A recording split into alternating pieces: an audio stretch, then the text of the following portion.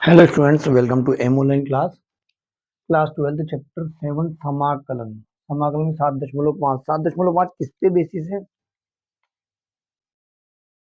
आंशिक भिन्न पे। किस पे? आंशिक भिन्न क्या होती है? यानी जब आपको इस तरीके से बटा बटी में कोई मिलता है,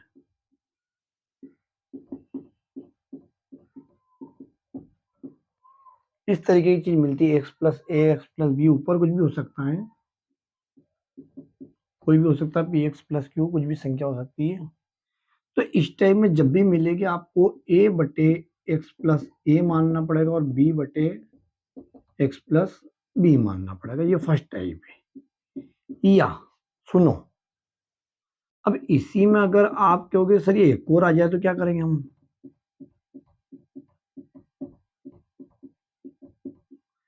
तो आपको ए बटे एक्स प्लस ए, बी बटे एक्स प्लस बी और सी बटे एक्स प्लस सी मानना पड़ेगा। ये ठीक है। इसका सेकंड टाइप है। सेकंड टाइप में क्या होता है कि आपको एक्स प्लस ए मिल जाए और एक्स प्लस बी का होल स्क्वायर मिल जाए। क्या मिल जाए? होल स्क्वायर मिल जाए। मान लो एक्स प्लस ए का ही क्या मिल जाए कि होल स्क्वायर मिल जाए। ठीक है, तो क्या करेंगे इधर देखना, ए बटे एक्स प्लस ए और बी बटे एक्स प्लस ए का होल स्क्वायर। ये जब हम पढ़ाई करते थे, है ना, जब हम पढ़ाई करते जब ये पहला चैप्टर था आंशिक भिन्न, ये सिलेबस में हटा दिया। अब आपको डायरेक्ट पहला हम ये चैप्टर पढ़ते और फिर समागम। हालांकि हमारी बुक काफी बड़ी हुआ करती थी, अब बुक भी छोटी हो गई है। ठीक है, तो ये सेकंड टाइप, देखो टाइप पकड़ में है आपके। यहाँ यहाँ किसी का स्क्वायर नहीं है। यहाँ क्या है? ये बिना स्क्वायर वाले, बाकी ये स्क्वायर वाला। अगर तीन घात होगी तो बेटा कितनी होगी? तीन घात। तो स्क्वायर तक तो गए, फिर सी भी लेंगे। ये सेकंड टाइप है। अब आपका जो थर्ड टाइप है वो थोड़ा अलग है। उसमें आपका ये पी एक्स प्लस क्यू ऐसा कैसा, और आपको मिलने लग जाए कुछ किस टाइप से मिलने लगेगा आपको, देखो मैं बताता हूँ आपको।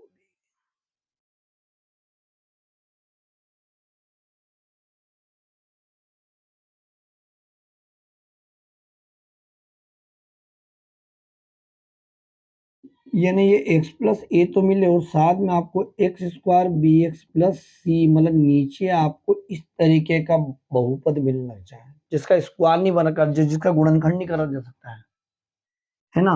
तो उस स्थिति में आपको ये तो उसी मेथड से ऊपर वाली से, बाकी इसके लिए आपको मानना पड़ेगा बी एक्स प्लस सी और x square b x plus c. इस तरीके से आपको ये, इसको आप, हाँ ये बी एक्स प्लस सी होगा। ये यहाँ से एबीसी के मान हम यहाँ भी एबी के मान लाएं और यहाँ रख देंगे। ठीक है, अब अपन एक क्वेश्चन करते हैं, क्योंकि थ्योरी भारी भरकम होती है। जो क्वेश्चन करते हैं तो अच्छा ये इतना सा काम करना था। देखो अब इसको करना है, ये फर्स्ट कर रहे हैं हम। ठीक है, फर्स्ट कर रहे हैं। तो ये I equal to x upon x plus one और x plus two d x, माना कि x upon x plus one कैसे मानेंगे? ये इस तरीके से कि ए बटे एक्स प्लस ए यानी कितना हो जाएगा एक्स प्लस वन और बी बटे एक्स प्लस। ये मानने का तरीका ये पहले ही मैंने आपको बताया, इसी सिस्टम में मानना पड़ेगा आपको, ये सवाल आएंगे तो। ठीक है, अब कैसे करें? अब कोई बहुत बड़ी बात नहीं है। इसका पूरे का किधर जाएगा? इधर जाएगा। अब ये पूरा यहां जाएगा तो एक्स प्लस वन से तो एक्स प्लस वन कट जाएगा, क्या जाएगा? एक्स प्लस टू आ जाएगा। ये पूरा इधर जाएगा, प्लस इधर भी देखो ये पूरा का पूरा जैसे इसमें गुणा होगा इसमें भी होगा। तो अब कौन कटेगा? एक्स प्लस टू, तो बी के साथ कौन आ जाएगा? X plus one. इसकी एक विधि और है, अगर हम इसका एलसीएम लेंगे तो क्या आ जाएगा बेटा? ये आ जाएगा। नहीं, इधर ए के साथ कौन आ जाएगा? एक्स प्लस टू और बी के साथ कौन आ जाएगा? और फिर ये पूरा इससे कैंसिल। तो ऐसे समझो या ऐसे समझो, एक ही बात है। ठीक है, ऐसे भी कर सकते हैं हम, बिल्कुल हो जाएगा। अब क्या करें? अच्छा, समाकलन में इतनी विधियां इसलिए आती है क्योंकि इसमें ज्यादा सूत्र नहीं है, इतने सूत्र होने के बाद भी ज्यादा सूत्र नहीं है क्योंकि सवाल का टाइप बहुत है। ये आपकी समीकरण नंबर 1, वैल्यू इसमें अपनी ये 2 और ये 3। अब क्या करें भैया, इस टाइप के सवालों के लिए एक बहुत पुरानी विधि चलती है जिसे बोलता है परावर्ती विधि। क्या बोला जाता है? परावर्ती विधि। मतलब हमारे देश की विधि है, यूरोपीय विधि नहीं है ना, उससे इजी बढ़ते हैं। परावर्ती विधि क्या कहती है कि इसको आप 0 के बराबर मान लोगे तो एक ही वैल्यू आ जाएगी, यानी x बराबर कितना आ गया -1। फिर ये मान इसमें रखना, इसमें रख दोगे तो अनंत हो जाएगा। मान किसमें रखना? इसमें। समीकरण नंबर 3 से। अब समीकरण नंबर 3 ये दिख रही, इसमें x की जगह कितना रखेंगे? -1। ये एज इट इज, x की जगह किसको पटकेंगे हम? -1 + 2।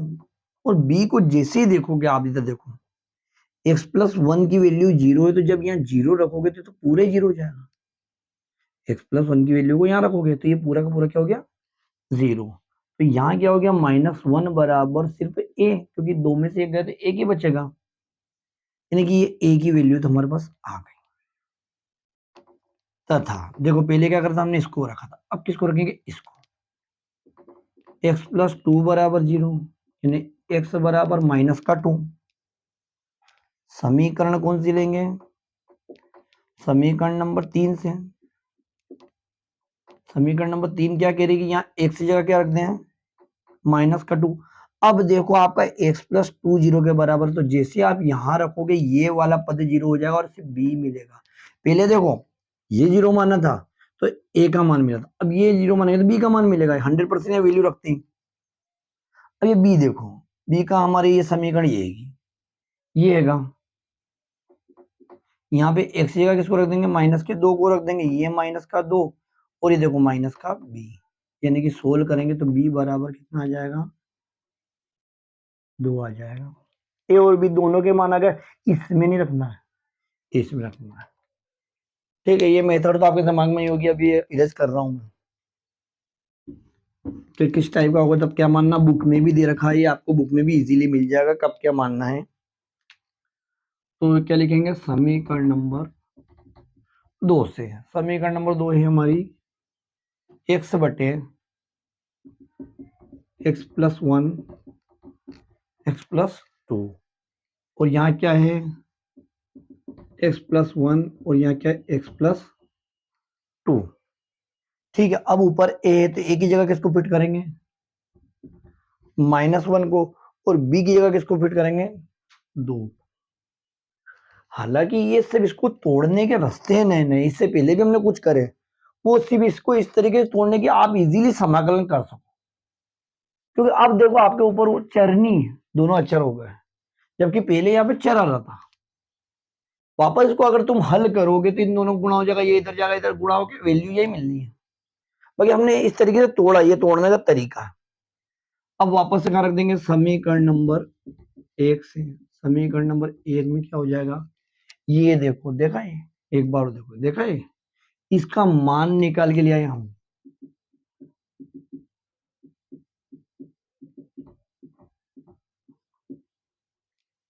कैसे आया? ये मान समीकरण नंबर 1 में रख दिया। अब क्या हमारे पास एक बहुत प्यारा फॉर्मूला 1/x dx क्या होता है?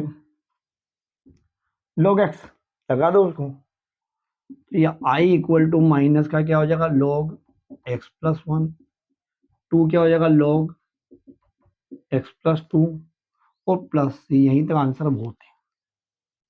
बुक में तो इसको log की प्रॉपर्टियां लगा रखी है, तो आप चाहो तो यहाँ पहले तो फॉर्मूला लिख देना है कौन सा लगा भैया।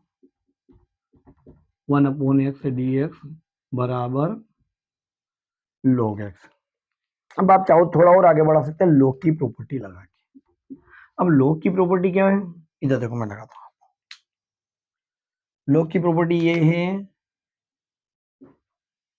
कि log m की पावर n, यानी n log m पहले भी यूज कर सके हम अवकलन में, तो ये माइनस है, यानी कि ये -1 है, ये ऊपर चल जाएगा। ये कहाँ चल जाएगा? ऊपर। या फिर एक और रहने दो, इसको माइनस ही रहने दो, इस वाले को पूछा हूं। तो log x प्लस 2 और ये घात कहाँ जाएगी यहाँ, और इसको पीछे लिख दो आप, एक मेहनत बच जाएगी, कोई दिक्कत नहीं। क्या करा हमने यहाँ, इस दो को यहाँ पहुंचा दिया, इसको पीछे लिख दिया, प्लस ये आखिरी में लगा देंगे, लगाना ही नहीं, टेंशन देगा। अब कौन सी एक log का फॉर्मूला देखो, मैं एक लगा रहा हूँ, कौन सा फॉर्मूला है कि log m minus log n होगा, log m बटे n होगा। तो ये देखो बेटा, log x प्लस 2 का whole square upon x plus 1, मतलब दो log का एक log बन जाएगा, और ये m बटे n हो जाएगा, और लास्ट में जाके प्लस c, थोड़ा ब्रैकेट बनाओ अच्छा लगेगा। तो देखा आपने इस क्वेश्चन को हमने कैसे मैनेज करा, एक नई तरह की विधि सीखी हमने, आंशिक भिन्न की। इस पूरे को इस तरीके से मान लिया, फिर इसके बाद इसका गुणा करके ये बनाया, इधर भेजा या एलसीएम लिया, जो भी करा। फिर परावर्ती विधि से करा हमने इसे x प्लस 1 को 0 x बराबर माइनस 1 वैल्यू रखी यहाँ पे, यहाँ रख के हम एक ही वैल्यू लिया है। फिर हमने वापस जैसे x प्लस 1 को माना, ऐसे x प्लस 2 को 0 बना, तो x की वैल्यू माइनस 2 लाए। समीकरण नंबर 3 से वापस से हमने इसमें रखा x की पावर माइनस 2, तो हमारे पास b का मान मिल गया, b बराबर 2। ये दोनों वैल्यू हमने यहाँ रख दी और ये बन गया। ये बनने के बाद हमने सवाल की स्टार्टिंग में वैल्यू को रखा, और इस तरीके से ये लॉग की प्रॉपर्टी लगा के सवाल को सोल्व कर दिया। ठीक है बेटा, वीडियो पसंद आया तो लाइक और शेयर और सब्सक्राइब करना। Okay, thank you.